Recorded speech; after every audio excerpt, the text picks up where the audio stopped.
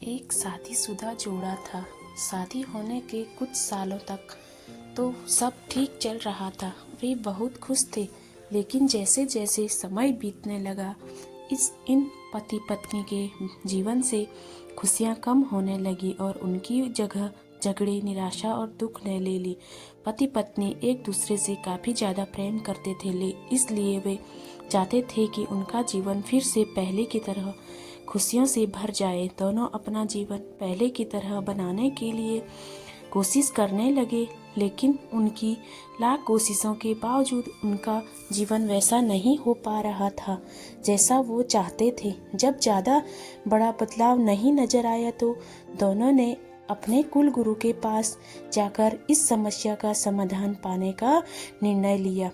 वे अपने कुल गुरु के पास पहुँचे, उन्हें अपनी समस्या के बारे में विस्तार से बताया। उनकी बात अच्छे से सुनने और समझने के बाद कुल गुरु ने उन्हें एक उपाय बताते हुए कहा कि अगर आप दोनों किसी ऐसे जोड़े को खोज लेते हो जो संपूर्ण रूप से खुश है, तो उसके कपड़े का एक टुकड़ा ले लेना। बस उसी दिन से आपका जीवन बदल जाएगा और आपको वैसा जीवन मिलेगा जैसा आप चाहते हैं। पति पत्नी इस उपाय को सुनकर खुश हो गए। उन्हें लगा ये अच्छा है, क्योंकि उन्हें ऐसे जोड़े को तलाश करने में ज़्यादा समय नहीं लगेगा जो पूरी तरह खुश हो, और साथ ही साथ उन्हें थोड़ा घूमने का भी मौका मिल जाएगा। इस जोड़े ने सोचा, सबसे ज़्यादा सुखी जोड़ा वही हो सकता है जिनके पास धन धान्य की कमी न हो। इसलिए उन्होंने सबसे पहले अपने राजा और रानी को मिलकर उनसे पूछना बेहतर समझा कि क्या वो संपूर्ण रूप से भी खुश हैं या नहीं। दोनों ने किसी तरह राजा और रानी को एक बार उनसे मिलने के लिए राजी कर लिया। जब वे दोनों राजा रानी को मिलने गए तो उनका काफ़ी अच्छे से स्वागत किया गया और खाने पीने को भी अच्छे से अच्छा खाना खिलाया गया। वे दोनों राजा रानी के साथ में बैठे थे। तब मौका देखकर उन्होंने राजा रानी से पूछ लिया कि क्या वो अपने जीवन में खुश हैं। राजा रानी दोनों ने कहा, हाँ बिल्कुल, वे दोनों जीवन में खुश हैं। राजा रानी का जवाब सुनकर जोड़े को खुशी हुई, लेकिन फिर भी उन्होंने आगे बढ़कर पूछा, क्या आप दोनों पूरी तरह से खुश हो?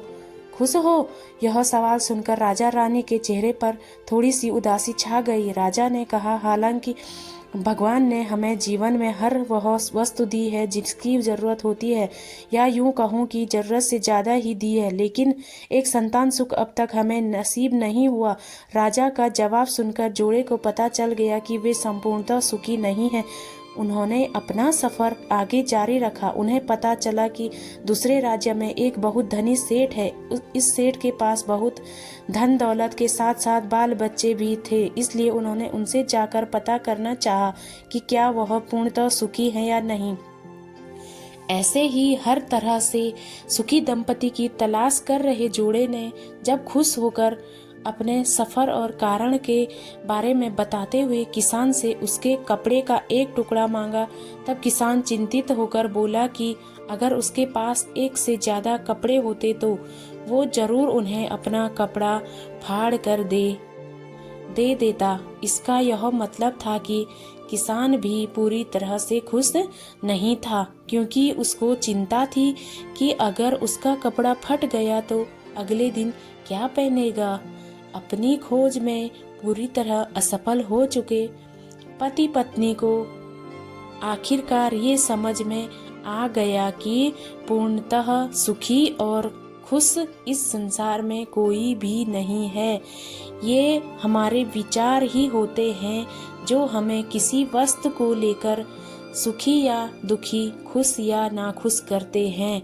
जैसे कि संतान ना होना किसी को दुखी करता है, तो किसी को संतान है और वो शरारत करते हैं, ये विचार दुखी करते हैं। किसी को कम धन होना दुखी करता है, तो किसी को ज्यादा धन कोई चुरा न ले, ये विचार दुखी करते हैं।